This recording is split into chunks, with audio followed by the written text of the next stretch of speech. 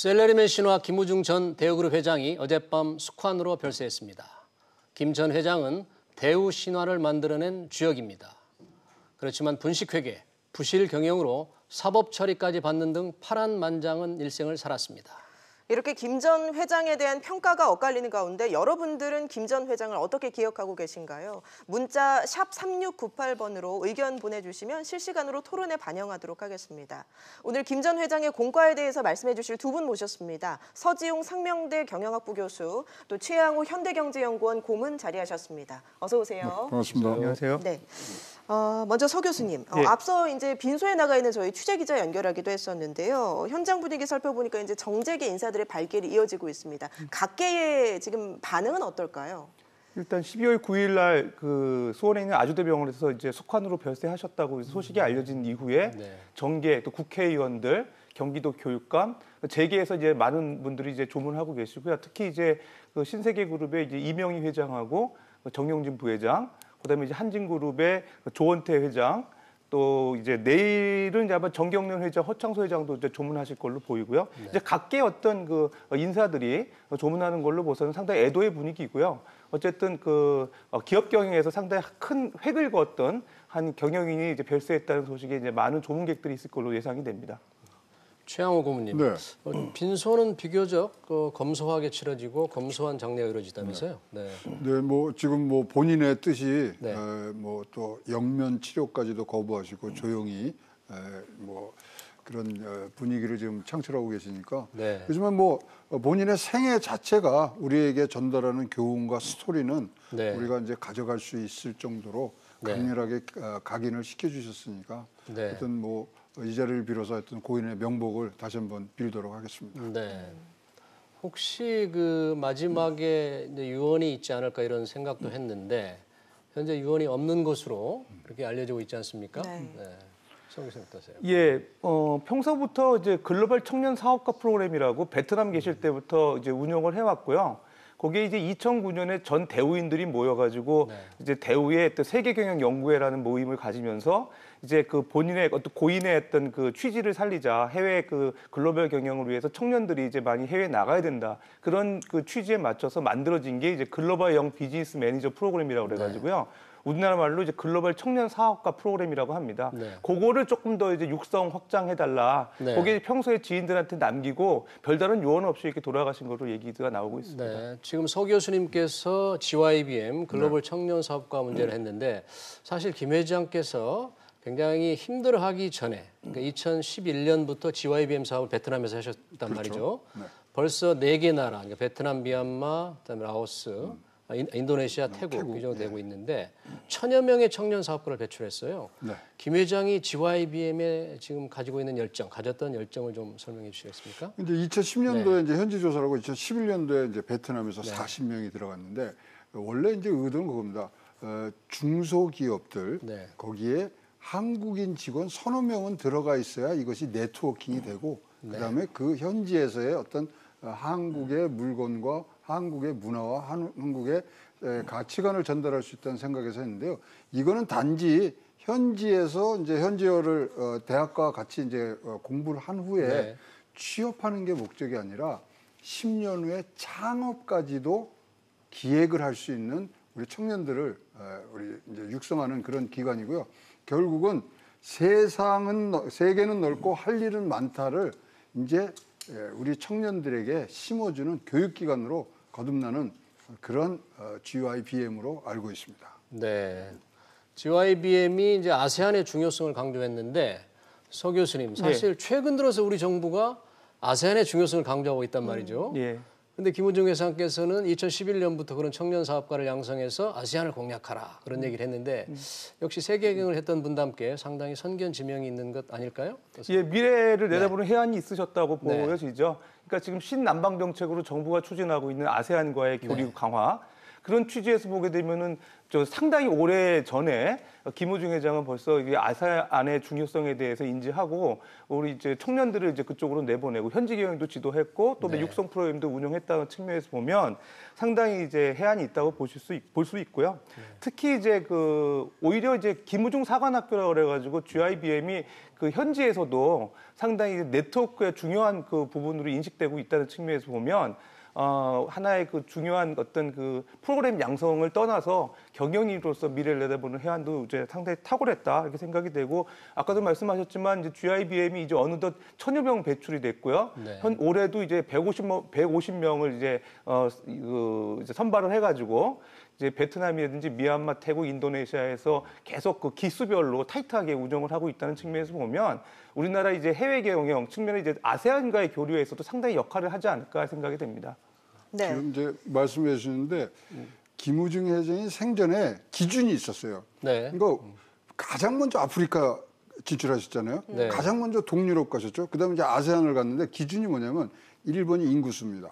네. 두 번째가 인구의 평균 연령. 예. 아하. 베트남 같은데 29.4세예요. 평균 연령이 30이 안 되죠. 30이 안 되죠. 그다음에 정치 체제 안전성, 사회주의든 자본주의든 그건 상관없이 네. 체제가 안정하느냐.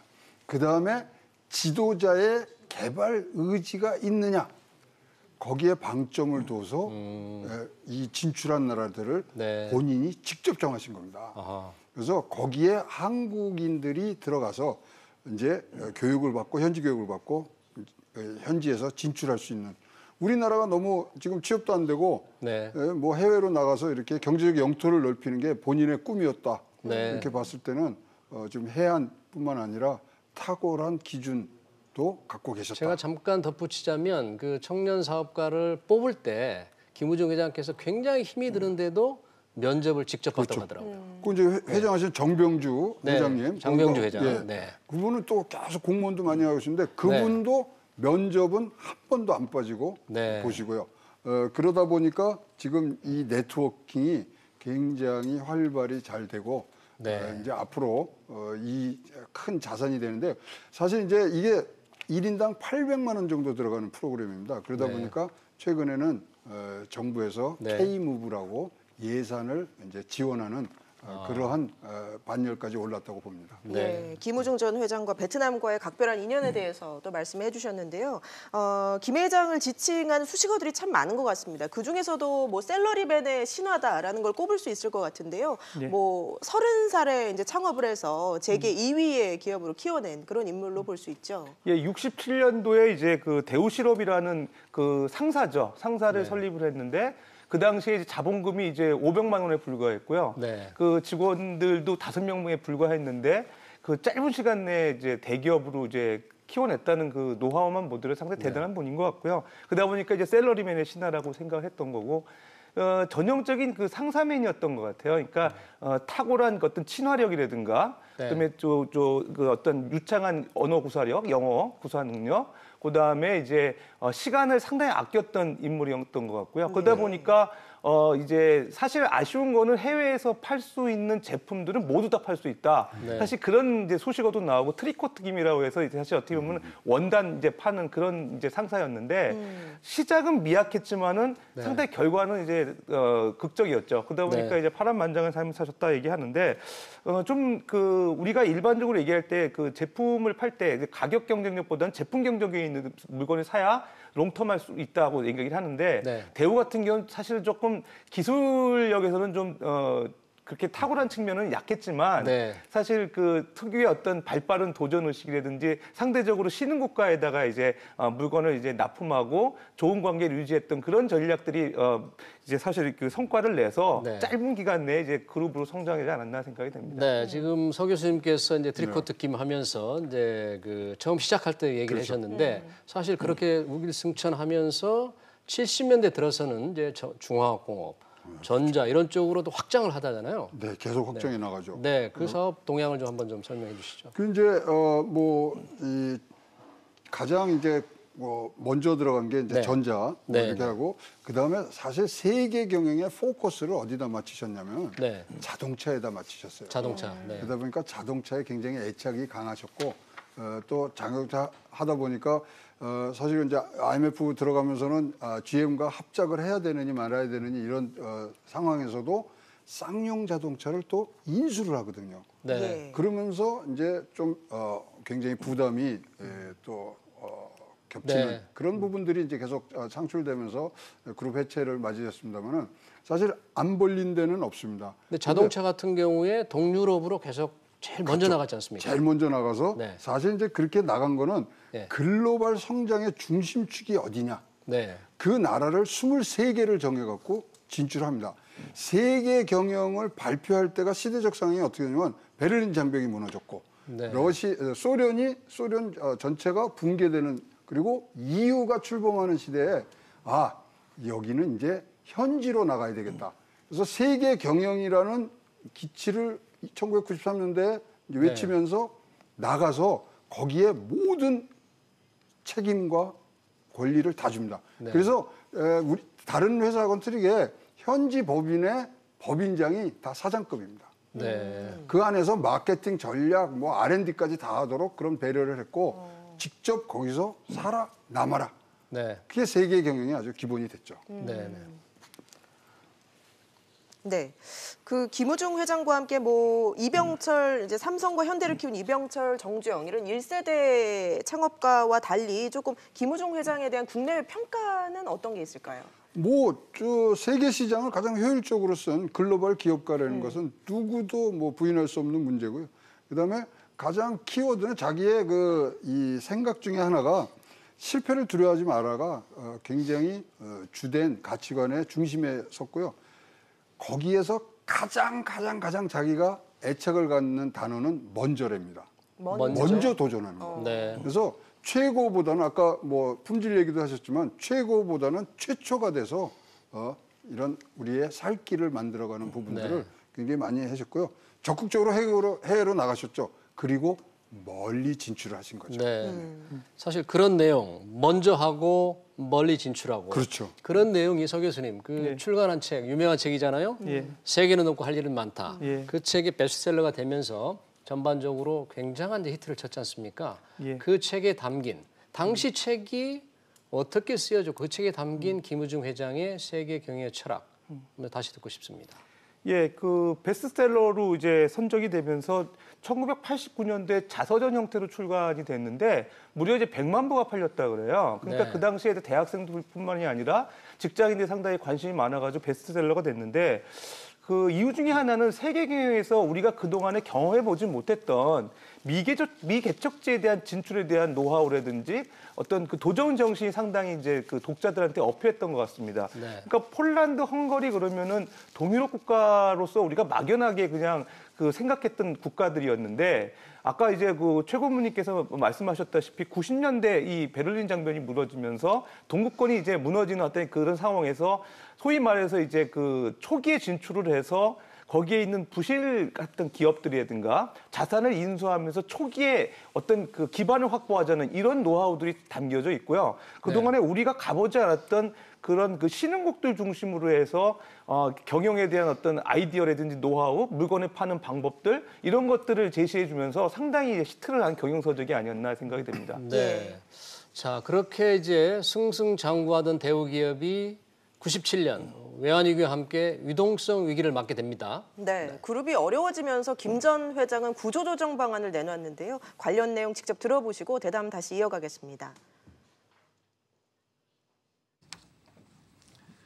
이번 대우의 구조혁신 계획은 무엇보다도 지금까지 세계 경영의 핵심으로서 이미 달성한 수준의 세계성을 정립하고 있는 자동차 산업에 전념한다는 방침 아래 주력 사업을 포함하는 대규모 사업 정리를 단행을 해서 이를 자동차 산업의 핵심 역량 강화에 직접 투입하는 것을 주 내용으로 하고 있습니다.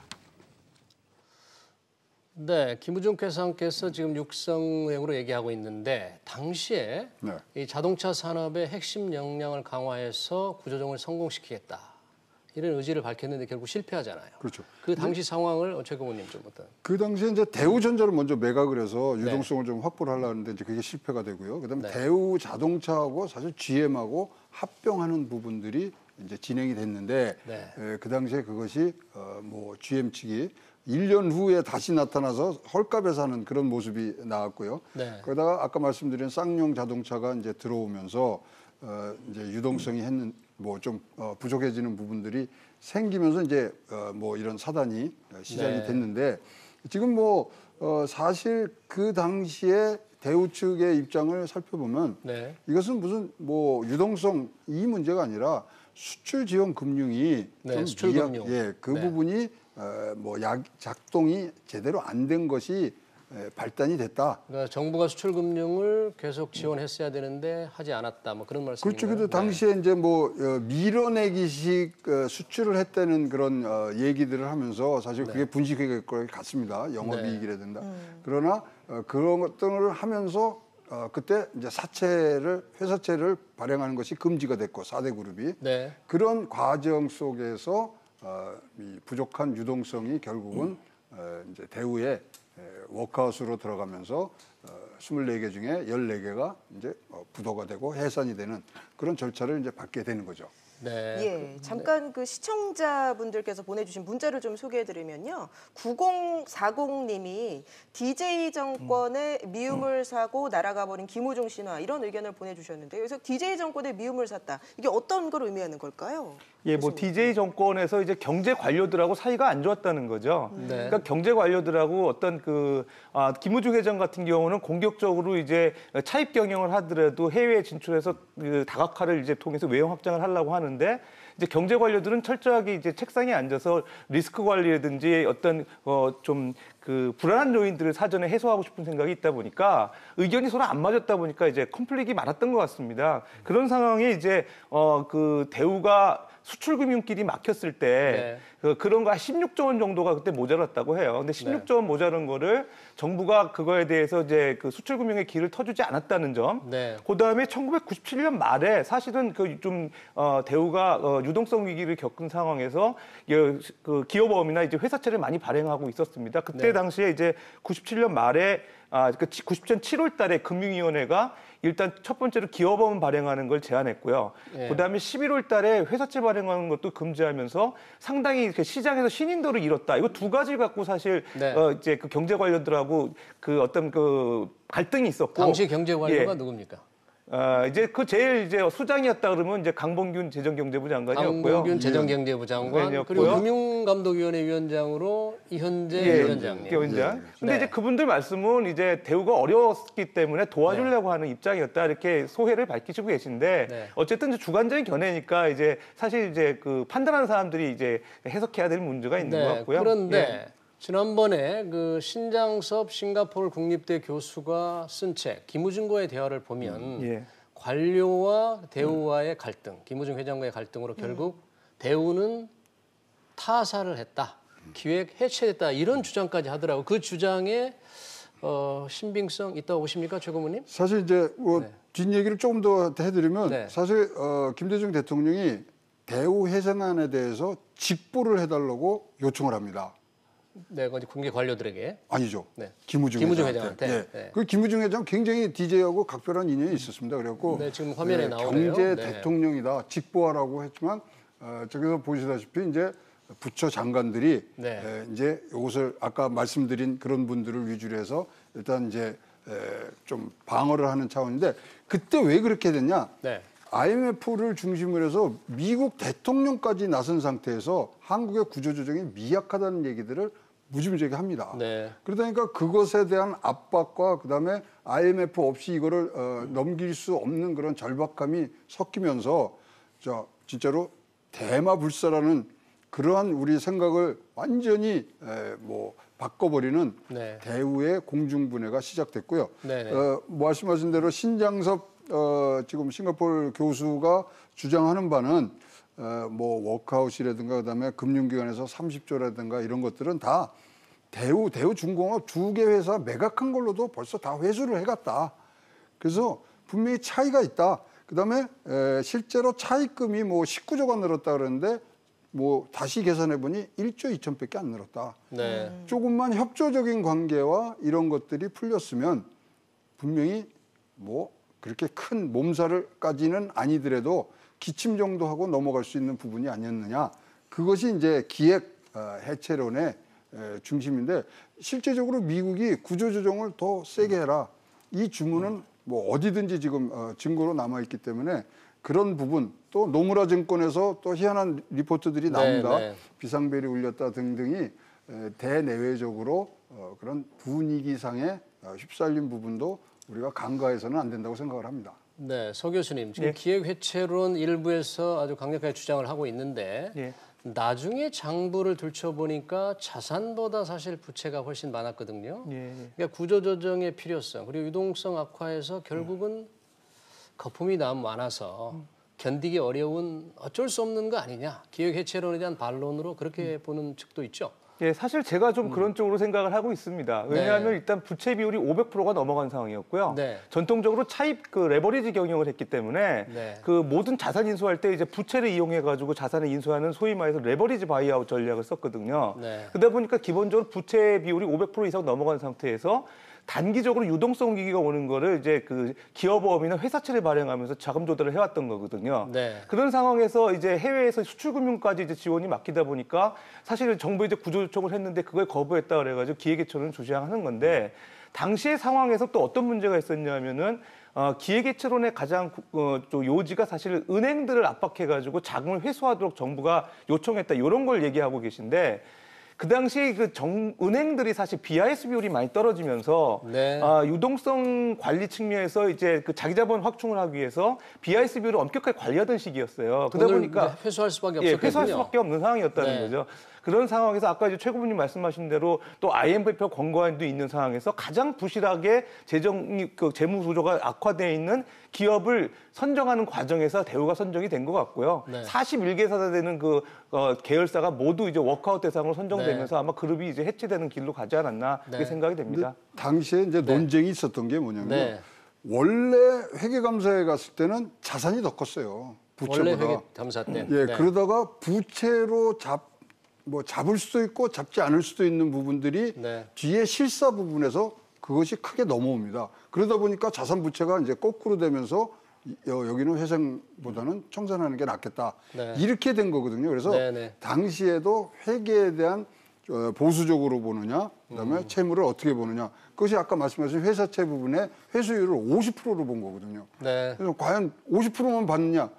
그런데 논쟁이 있었기 때문에 아직도 이것이 지금 고인의 생후에도 이제 논쟁이 되고 있다고 근데 보여집니다. 이런 논쟁에 덧붙이자면 이런 얘기도 있더라고요.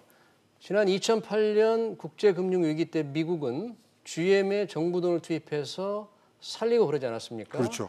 근데 지난 우리 외환위기 때는 정부 돈은커녕 이렇게 환수를 해가지고 결국 기업이 망해야 됐으니까 전혀 처방이 너무 다르다. 미국의 이중잣대다. 뭐 이런 지적도 있어요. 네. 진짜 보는 시각에 따라서는 네. 지금 말씀하신 점에 대해서는 제가 굉장히 찬성을 하는 부분들이 있거든요. 네. 왜냐하면은 지금 미국 같은 경우도 그때는 네. 회사를 살리는 게 고용 면에서 본 네. 사항이 있고요. 우리나라는 구조조정이라는 면에서 봤기 때문에 회사의 그런 어떤 이 서로의 합병 이런 것들이 이제 굉장히 많이 일어날 수밖에 없었는데 사실 지금 우리가 얘기하는 것 중에 하나가 그 당시에 구조조정 이후에 우리나라가 급격히 저성장으로 돌아가지 않습니까? 네. 그래서 그런 구조조정이 저성장의 원인을 제공했다까지 얘기가 되기 때문에 어느 시점에서 이걸 바라보느냐는 논쟁에 아주 초점이 될 수밖에 없다고 생각을 합니다. 네. 예. 지금 이제는 고인이 되셨지만 아직 해결되지 않은 문제가 있죠. 10수조 원에 달하는 이 세금과 추징금을 내지 않은 채 생을 마감하셨는데 이 추징금 문제는 해법이 있겠습니까?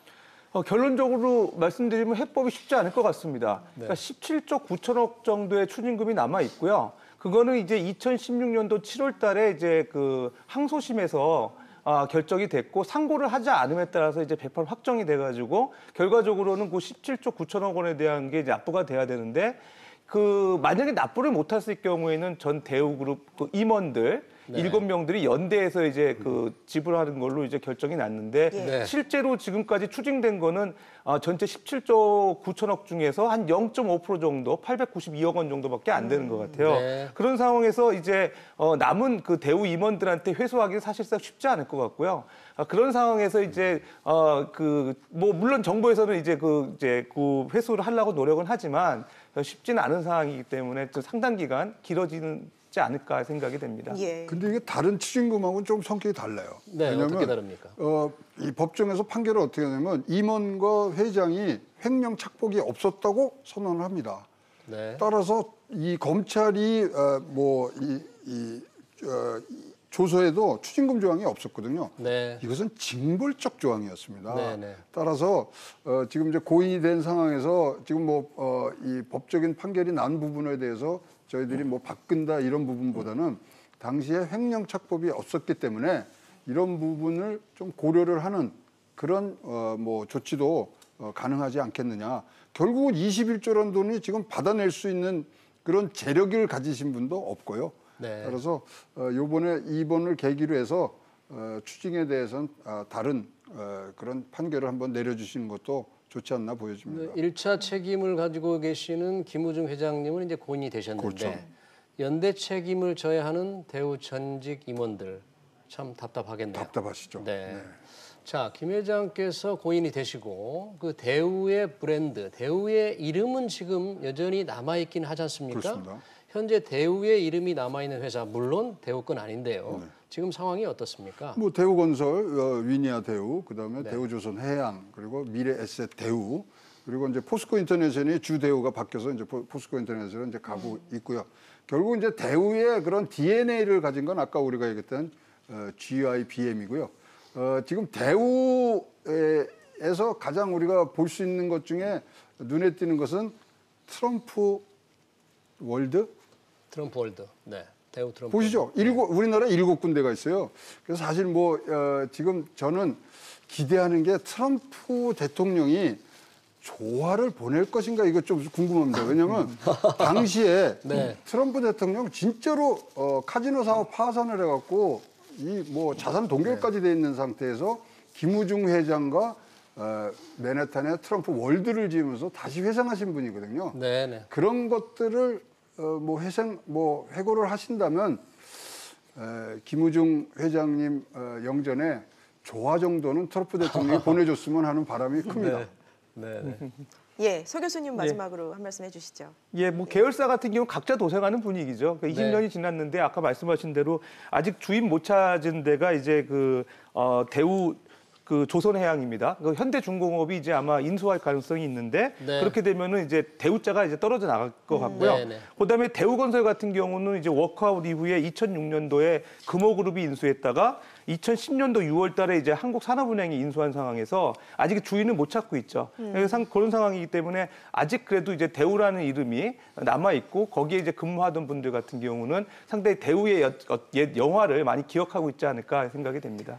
예, 알겠습니다. 오늘 두 말씀 여기까지 듣겠습니다. 서지용 상명대 교수, 최양호 현대경제연구원 고문 두 분과 함께했습니다. 고맙습니다. 예, 감사합니다.